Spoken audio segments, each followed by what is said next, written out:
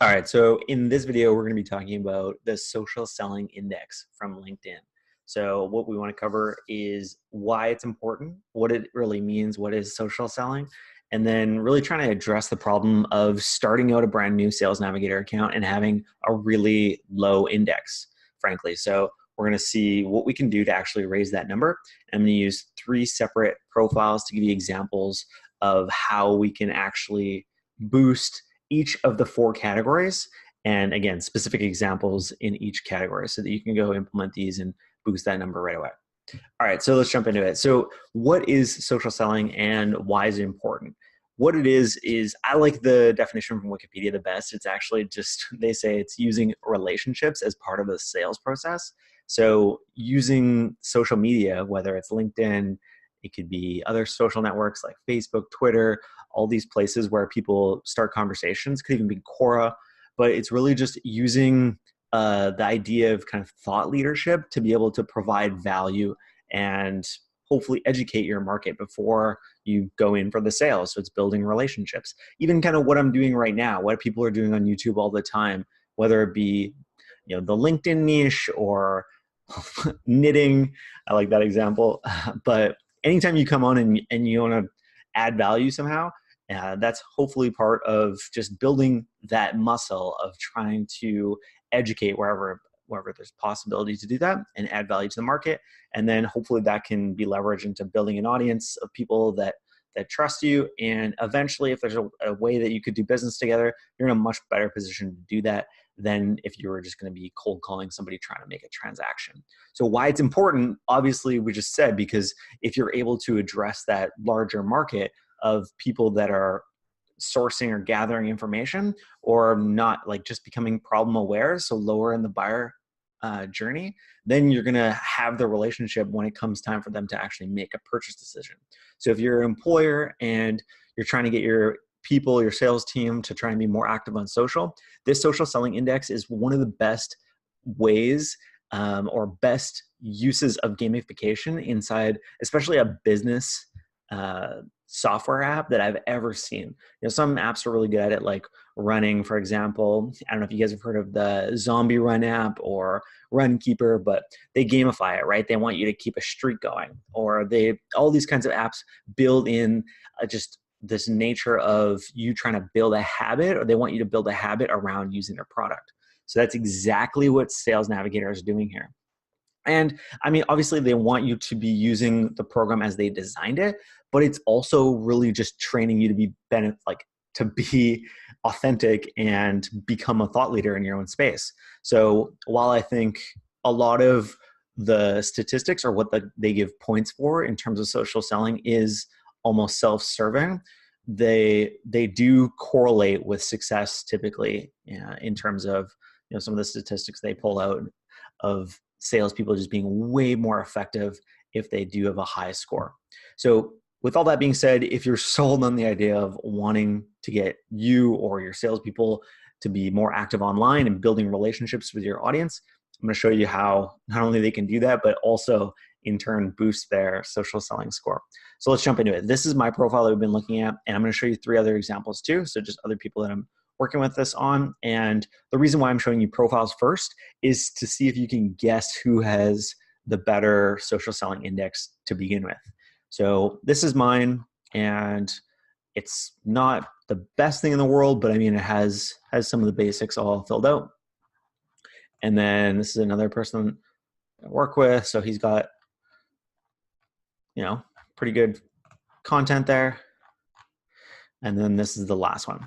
So unsurprisingly, you're going to notice that Audrey here, and we're working on this. So this is something that's a work in progress. I think it's a great opportunity because if you watch some of the other videos, this is her account that's just getting started. So she has, started very recently on Sales Navigator, and there's going to be some big opportunities to move this score up a lot and just build some habits around the best practices of social selling.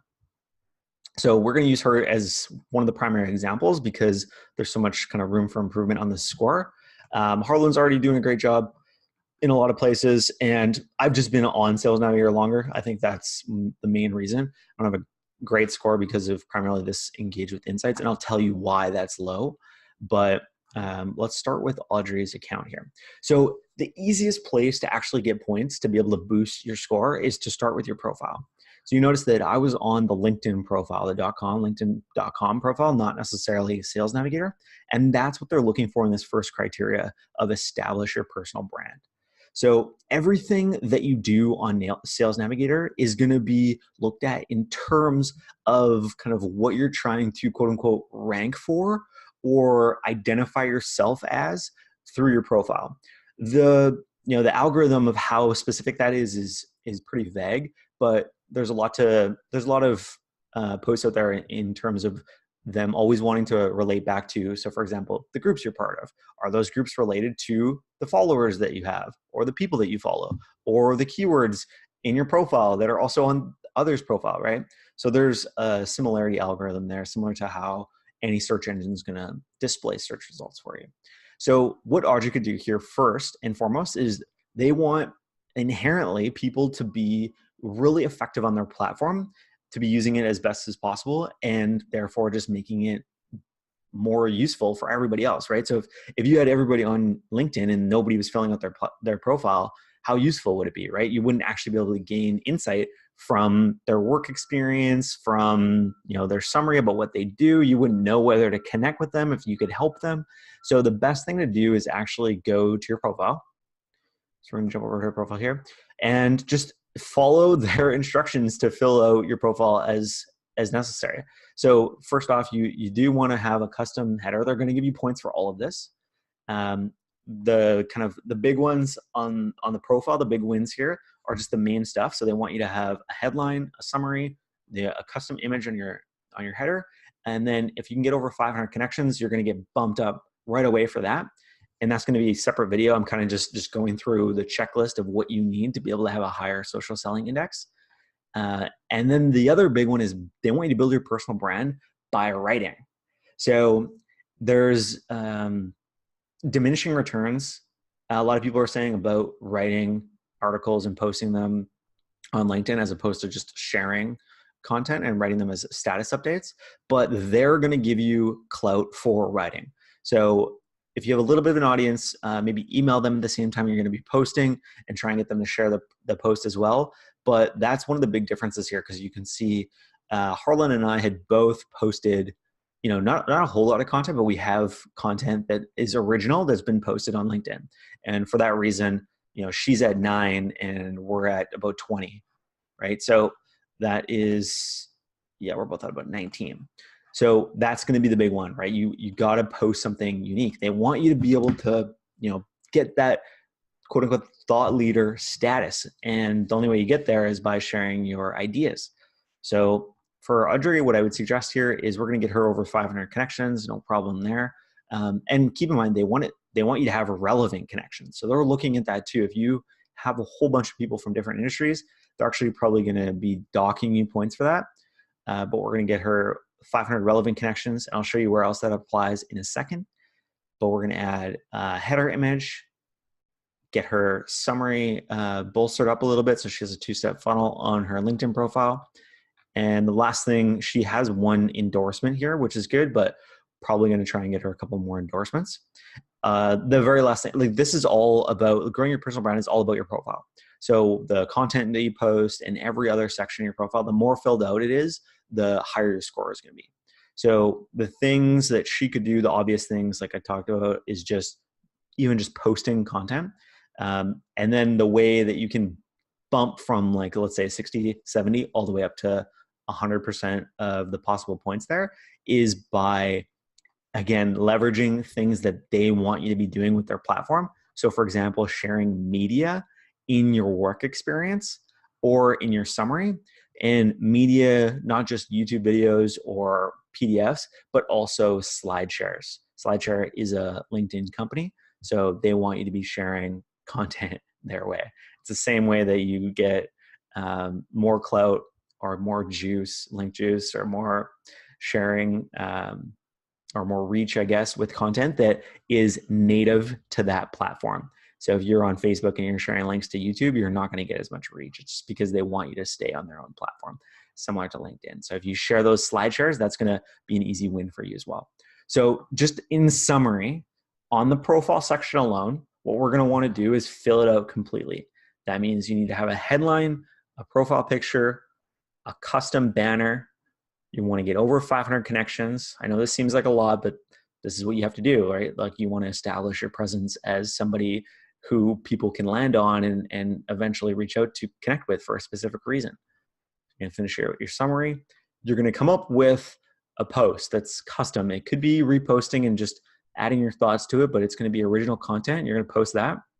And then make sure in your work experience, you have media, including a slide share element, a slide share link. So with all that, you should easily jump over the 80% mark, probably over 20 points on the profile.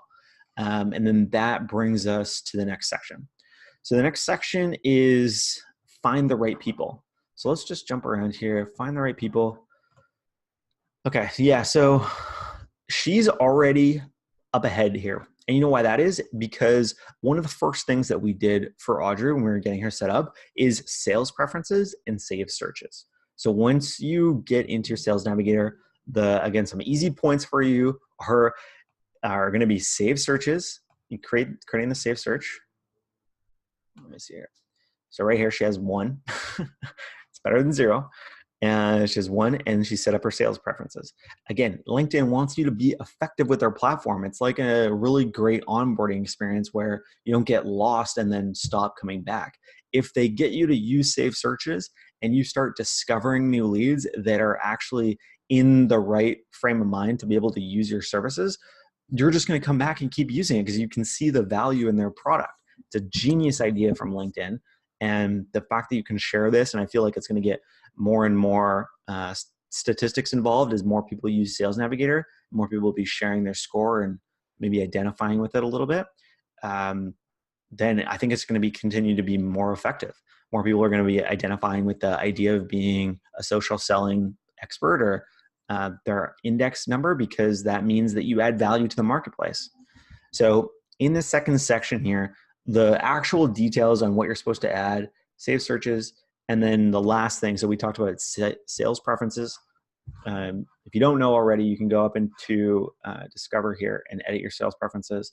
You set up save searches by going into a lead search, setting up some custom filters, and then clicking save search. And then the very last thing is finding the right people, is people relevant to your profile. So if you've set up that you're in San Francisco, you're adding a lot of people in your local area, those are wins. If you're setting up that you're targeting a certain industry and those are the people you're adding, again, more points.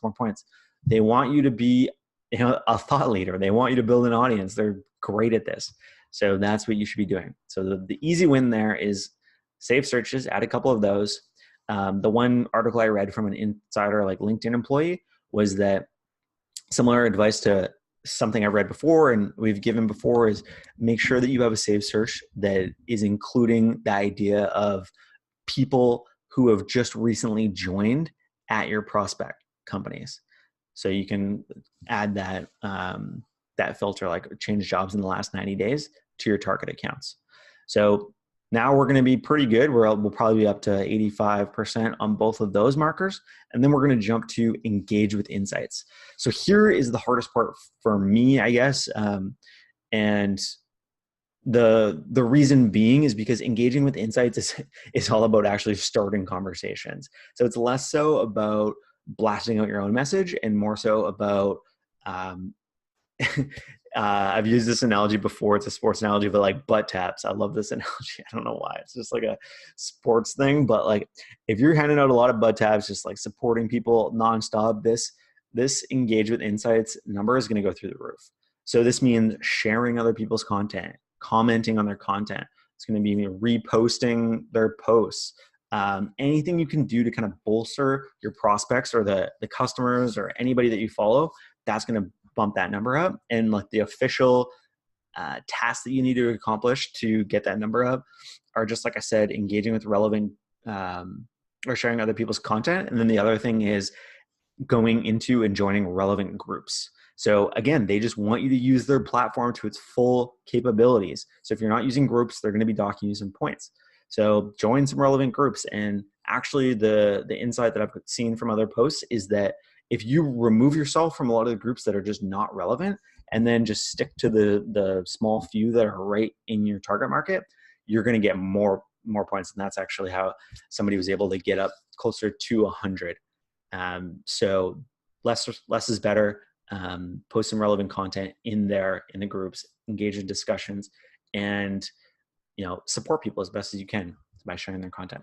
So the last one is build relationships, right? The social network would be nothing without people creating and nurturing relationships here. So just based on my own experience, I can tell you that this has a little bit to do with longevity. The only reason I think my score is up there on this one, like full points on that one, is because I've had Sales Navigator for a long time. So I think there's definitely some points to be had just based on how long you've had it. But the official tasks that you have to accomplish to be able to get your stats up there are using their InMail product. So this, I think, maybe overlaps with, I have sent a few InMails, I guess, but it may overlap with Engage with Insights by customizing and personalizing the InMails. But building the relationships is really that they're looking at the messaging platform. When did you connect with people? Did you connect with them on a personalized basis? And I love that I do a full score there, because that's what I preach nonstop, is the idea of personalized messaging, really reaching out with content, trying to add value, and then just building the relationship, seeing if you can help and trying to stick around. If somebody that doesn't, they don't fit, stay in their world, continue to build the relationship. Doesn't mean you have to work with everybody. That everybody can be part of your network. Maybe they're a local colleague. There's a lot of reasons why you can stay connected to people on LinkedIn without potentially having to do business with them. So the build relationships one, this is, I think you get extra points for using all your InMail credits every month and using them personally, like using those messages to personalize the connection, and then staying in touch with people. So you get full points for that if you build relationships and then end up staying in touch with people. So I actually am a proponent more so of connection requests, just personalized connection requests. I think that InMails, I know they want you to use their product as they designed it, but I just think they come off a little bit like a personalized letter you get from a car dealership. You know what I mean? Where it's, they're trying to be personalized, but it's so obvious that it's just a mailer that it's a little bit of a turnoff. So that is how you can bump up your social selling index. I think there's some really low-hanging fruit there if you're just getting started, especially save search and sales preferences around finding the right people. And if you're paying for this, you might as well use it to its full capability, right? Especially if you're part of a team, encourage your team to be building relevant lead lists so you can share them amongst the team. You can use a team link feature so that you can understand who has the best ins to some of the target markets and target accounts that you want to connect with. So there's some awesome functionality they have built into here. I think it's a really powerful product, and this gamification is just, honestly, it's brilliant in terms of, I would love to see their just like the cohort analysis of how people continue using their product based on their social selling index, because I guarantee there's a super high correlation. So hopefully you guys found that valuable. Hopefully not only you're able to boost your score, but you're able to actually start building the habit of posting content, supporting some of the people that you're following by sharing their content, engaging in relevant discussions, and building more relationships in your network. So hopefully, again, you guys found this valuable, and I'll talk to you soon. Cheers.